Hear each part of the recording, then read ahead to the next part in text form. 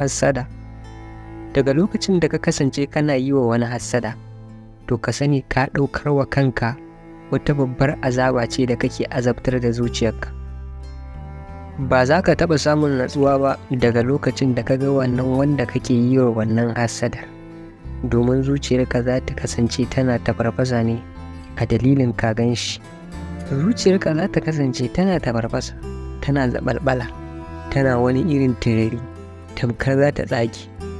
To wai shin menene ma ya janyo haka? Ni'imar da Allah ya bashi ne kake jin haushi? Idan ku haka ne, lallai ka jahilci Ubangiji.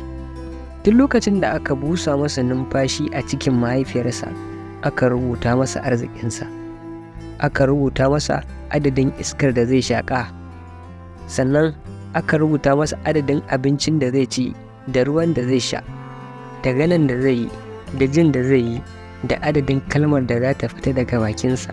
To ɗan uwa, ina so ka sani, babu wani wanda ya isa ya hana ka abin da Allah ya riga ya baka, sannan babu wanda ya isa ya baka abin da Ubangiji bai yi nufin za ka samu ba.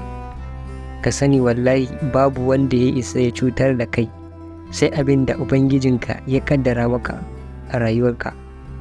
Duk wanda yake yi maka hassada, ka bar shi ya ta yi, kada ma ka nuna damuwa. Iya wannan azabar da yake sha a cikin zuciyarsa ta raɗaɗɗen yi maka hassada da yake yi idan ya ganka cikin wata ni'ima da Ubangiji ya maka, ita kaɗai ta ishe sa azabar duniya. Ya Allah, ka raba mu da hassada. Allah, ka kare mu daga hassada da kuma sharrin masu hassada.